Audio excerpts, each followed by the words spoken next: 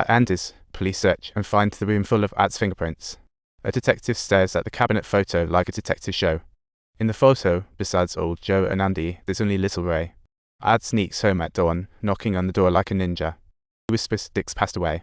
Just then, the doorbell rings, and two cops appear like fantasy characters. Ad leaps into the car, floors the gas, and it races like a wild horse down the desert road, pursued by police like a dog chasing a rabbit. Ad flees from daylight into the night, and just as such, the prologue of the story comes to a close. Are you all set, viewers? Now, let us officially unveil the curtain of the show. Time for the revelation.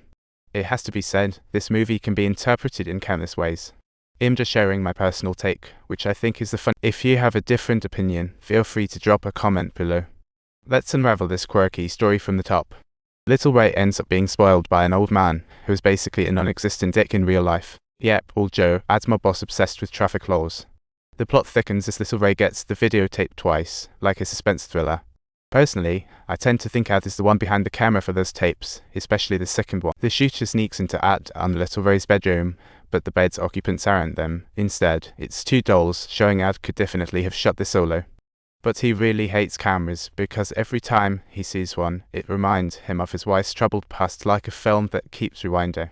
It's like an unbreakable heart knot, rooted in Ad's heart, causing his split personality. The storyline unfolds like a suspense novel. At Andy's party, Ad meets a mysterious man who turns out to be another side of him, like the twist in a psychological horror movie. From the mysterious man's camera, the quality matches Little Ray's tapes. What a twist. This confirms Ad is indeed the one filming the tapes, and now the real mystery unfolds. Did Ad really kill Little Ray? It's time to play director with reality.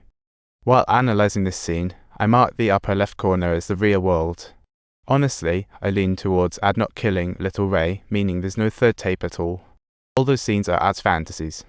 The reason being he both hates his wife's past and deeply loves Little Ray, and I've got 3 clues to back that up. I've mentioned 2 points.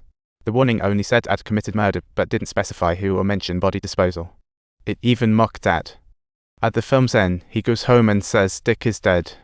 This line echoes the beginning, but it's not Ad talking to himself, it's him speaking to Little Ray. If Little Ray is already dead, she has no reason to say that. If I'm right, then the film's biggest mystery becomes, who did Ad actually kill to end up in jail? The plot reaches the director's third virtual reality twist. A death row inmate turns out to be Peter. Who is Peter? He's actually young Ad. The second half of the movie depicts Ad drifting into nostalgic dreams after taking sleeping pills, lost in a maze of memories. Real life Ad has actually been in prison this whole time, waiting to wake up and get ready to make his movie. It's like a jailhouse film dream. Ad's life is chaotic. Imprisoned for murder and facing death, he dreams of the past. Let's explore his dreams, where memories blend truth with fantasy, starting with a man's prowess. Do you recall Ad's real skills? 3 seconds of true masculinity. So in his dreams, he makes himself look invincible. One girlfriend, Sheila, still isn't satisfied, and Ellie is just in. You could think of Ellie as Little Ray's stage name or a pseudonym for her time in the business. From the final police search, Ellie and Little Ray are clearly one, like a mystery novel. The plot thickens as Peter and Ellie's secret affair gets discovered by old Joe and Sheila. Sheila calls it quits, and old Joe wants to take them both out. In real life, Ad despises Andy, so in his dreams, he plots to take all of Andy's wealth without leaving a dime. Robbing Andy isn't enough. Ad even entertains the thought of killing him, like the plot of a blockbuster sequel that leaves you speechless. As the dream unfolds, the sleeping pills start to wear off, and reality slowly devours Ad's carefully crafted dreamscape. Peter suddenly starts to nosebleed. The reason? Ad got punched by you. Dream Peter gradually figures things out. So after some wild roleplay in the middle of nowhere, Ellie says, "I'm the woman Peter could never have," which is a perfect reflection of Ad's marriage. Yes, he snagged young and sexy Little Ray, but this luscious lady could never belong to just him. Thus, the dream totally crashes down. Young Peter vanishes, revealing Ad's true form.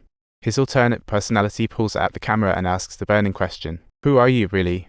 Ad doesn't want to face it. He chooses to keep dodging and leaps into his car to escape. He drives to a motel and starts grappling with his inner demons. The very night of the murder was the first scene of the movie. Ad, as usual, performs at the bar, and after the show, he calls home and realizes Little Ray isn't home.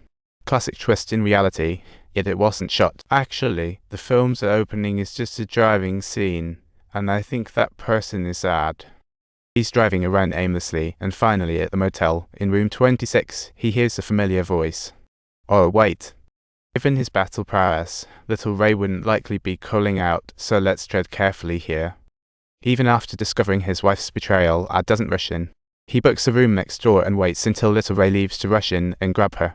He drags her next door, transforming into a different personality, and bam. He shoots Dick to avenge his lost dignity. For evidence, on the night Ad discovers Ray's infidelity, he comes home to a bright morning. But from the next evening's performance,